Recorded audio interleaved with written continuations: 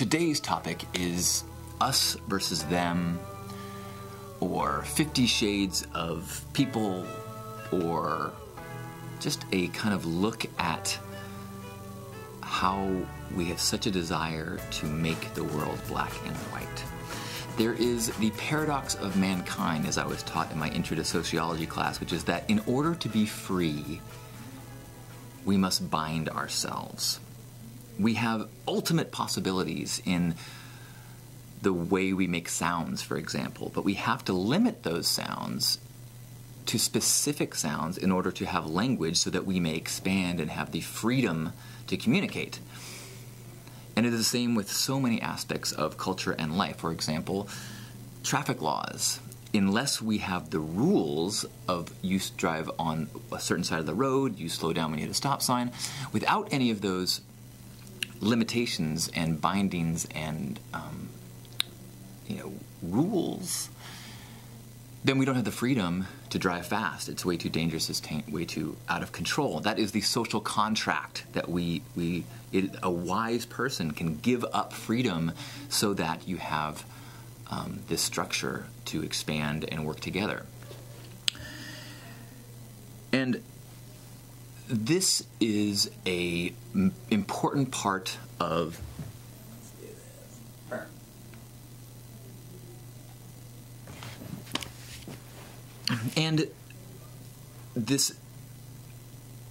these rules, these generalizations, these binding of perceptions is a critical part of efficiency and productivity. And we do that in the way that we make sense of the world. We have to apply labels. We have to apply judgments to things so that we have the ability to get momentum and we can process things quickly. Imagine if you went into every scenario without any assumptions, without any labels, without any sort of constrictions on your thoughts. You would sit there and go, that is a rectangular thing. It has circular things along the bottom of it. It seems to be facing this pole. It's got a red circle on it. And by that time, the school bus, the light turns green, and you've been run over. So you have to kind of make these generalizations to make sense of the world. But that does limit us. We do lose freedom when we start to leverage these rules. And that gets really dangerous when we apply that to people and to groups of people and to races and to cultures. Very frequently lately I've been seeing in the news, and that's kind of one of the things that news does. News tells you stories of things that go on in the world, and they have to try to make sense out of it. They have to try to create a narrative that you can quickly understand. And some would argue that in recent years, those narratives have begun more and more dumbed down, more and more black and white, because we resist and we struggle with stories that have too much ambiguity. We like to have a good guy and a bad guy. Possibly that's an evolutionary trait, because let's say you're someone who is accepting of all things and you don't generalize, and every time you see a new person you're like, I wonder if this is a friend. Well, this person who's walking towards me with a club, they look pretty cool. And then they club you over and they take your stuff. And so potentially all the people who don't or didn't make those generalizations and didn't make those assumptions and didn't have that fear over things that were different from them, potentially all those people have been wiped out. That's a terrible thought, but it is an evolutionary trait to be xenophobic and to defend yours and kind of judge and fear others. And you can see that at play very easily in sports, for example. It's how quickly and how easily and how passionately people become allegiance to the color jersey of their team, their home team. Not because they know these people. In fact, these are people that probably grew up in other cities, but you paid them to come to your city. Now they're your team, they're your color. It's now us, and they are them. And they suck. Or politically, they're stupid, we're smart, they're idiots. It's like, and we are very simple as human beings when we fall into these camps, because it makes the world so much easier to make sense out of. And so I think that it's a very important practice to analyze that process as it goes in, that you do it and as you see it in the world. You know, I know that in my life history, I'll take the example of the label or the category of Christian. There was one time in my life when that was an us. I felt like I was on the team Christians as I was growing up and I was being confirmed. And then I went to college and I learned about things that Team Christian did through the ages, and, you know, crusades and persecution of races and sexuality. And I was like, what? All in the name of my team? I reject my team. I hate my team. I now judge my team, and I judge all of them who call themselves Christian. And eventually, softened in that, built relationships with people who were Christian, but different than the label that I had, like my grandfather, for example. And then the whole world kind of gets confusing, because when you have people that fall into a label or a category that don't fall into your stereotype thing, then the label almost loses any meaning. It almost serves you in no way, because how can you then make these judgments about the world based on this label that means what? And I think it's important when you start to place these labels on others or other groups, to then, as an exercise, look at the labels that you qualify for and then compare that to other people that have the same label. For example, I'm an American, but if I put myself next to so many other people that call themselves Americans, like, there is so much diversity in that category. Even within such a small category as your family, the people that share your last name, can't you see the vast differences between your parents and you, or your ancestors and you, or maybe even your siblings and you? So if such a small group as your own family can have diversity, it's very hard to use a grand group such as a nationality or a religion or a political party, anything more than a vague guideline. And it's kind of nice that in the recent news, as we've had these horrible things about, say, ISIS, that people have been calling them some do, they call it a radical Islamic group, but it's not really radical Islam, it's really bastardization of Islam. In the same way the KKK is not radical Christianity, it's a bastardization. Or Phelps' God Hates Fags Church, that's not radical Christianity. But it's nice that we have these ways to reference these things so that they are a subgroup of this larger label, because we see this all the time right now of people making these generalizations about the them of Muslims based on the actions of some, when what that should be doing is eradicating the use of the label at all, instead of creating this distorted label for many.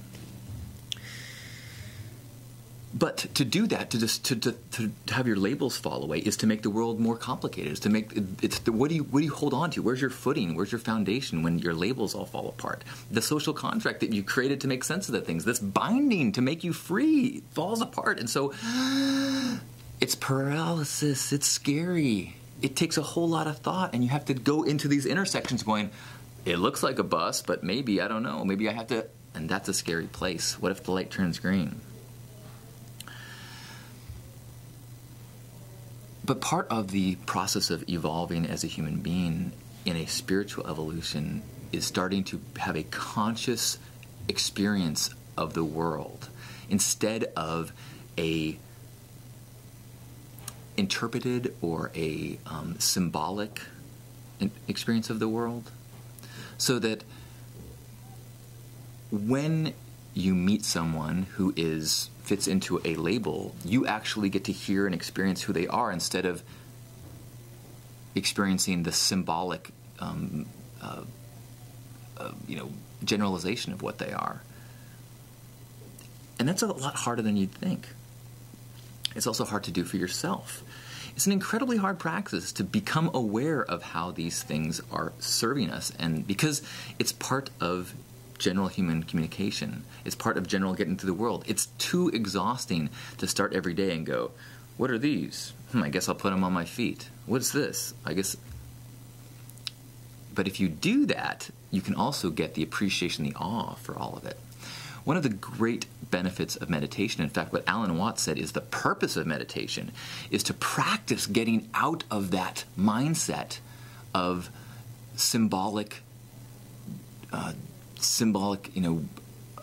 experiences of the world.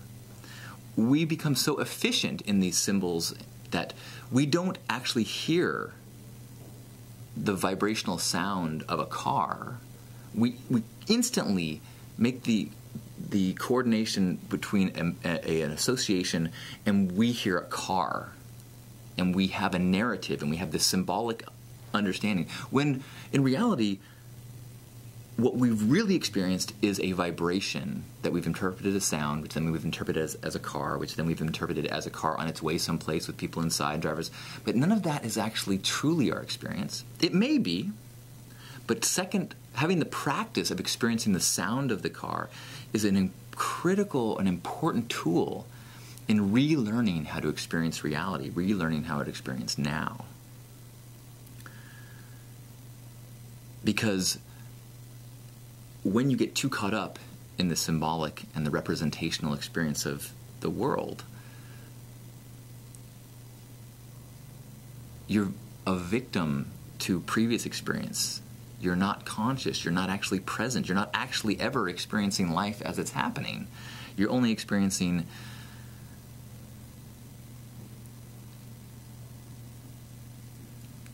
bound interpretations of reality. And when we do that, we're very susceptible to the whims and the manipulation of others, as well as the reliving of our patterns.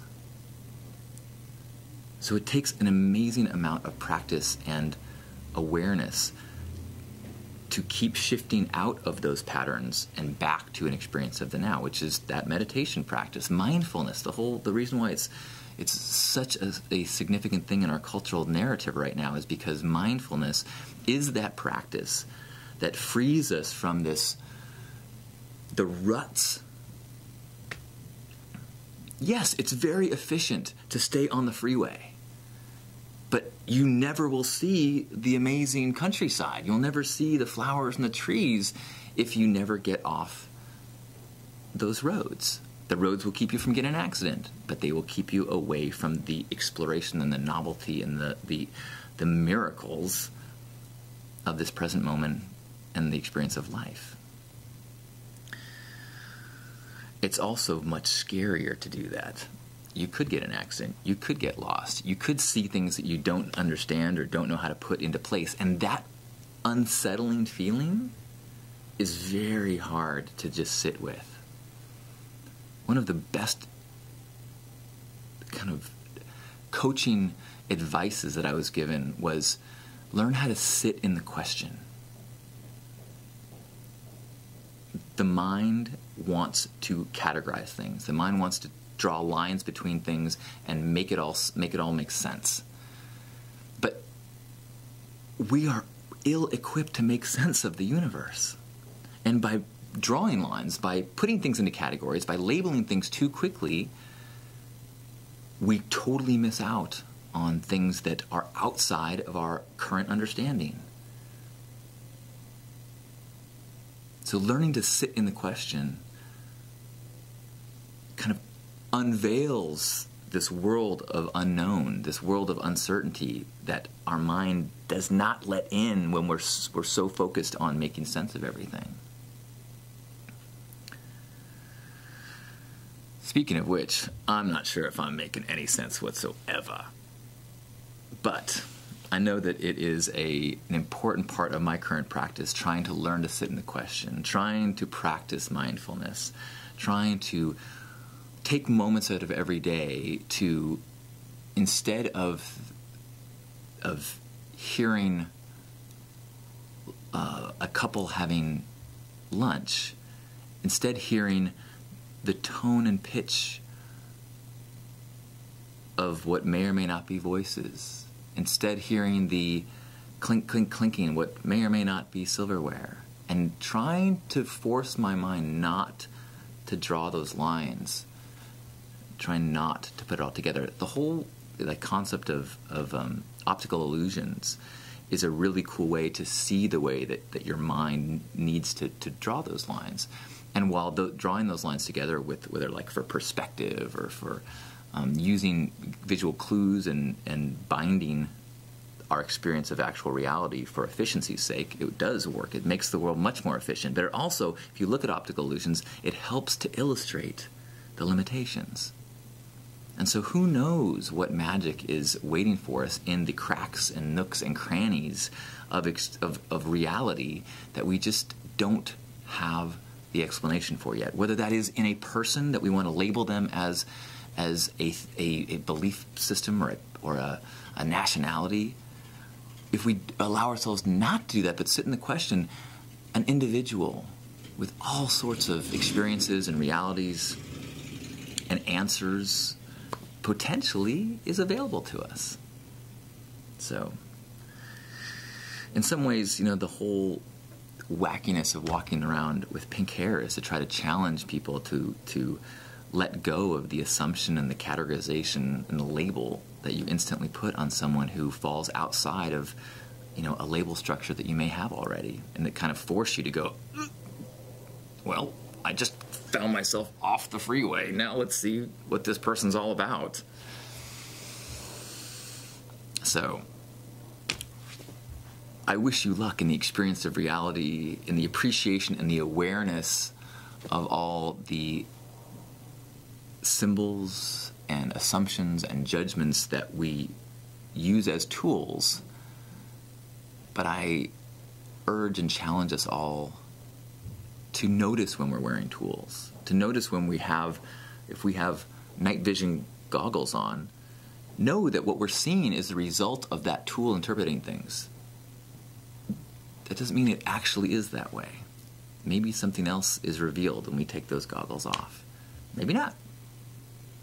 But just that questioning puts us in the power seat of having an active perception of the world and reality and our place in it. So thank you for being a part of this amazing world, and I urge you to take an active role in your perceptions. I'm glad that you're sharing this moment with me, no matter how you're perceiving it. Hopefully different, because that makes it so interesting, don't it? Thank you for being a part of this moment. I love you. Let's have a hug. Grab yourself by the shoulders. And know that this body that you hold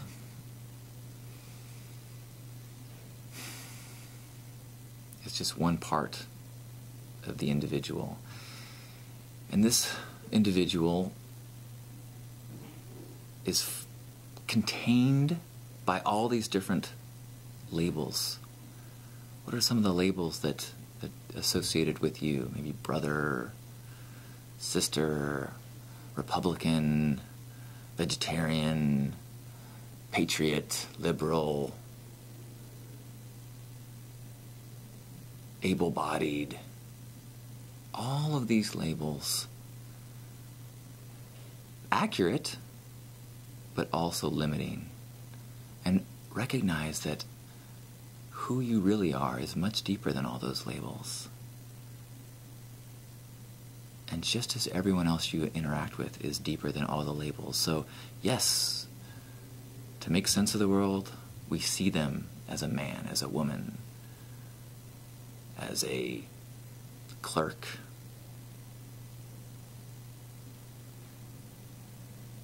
But that is just to help make sense of the world. That is just the jersey that we wear, so that while we're playing the game, we know who's in the way of our goal and who's on our side. But the game is not everything. The game is just the game. Beneath that, beneath the labels, beneath the jerseys, is this oneness, this love, this divine fire that shines through us. And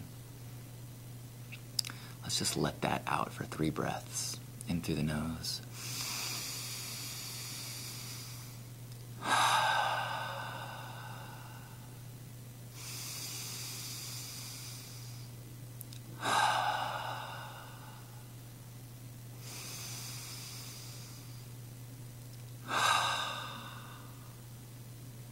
On behalf of Grandpa Caleb and all the Love Warriors, happy Hug Nation.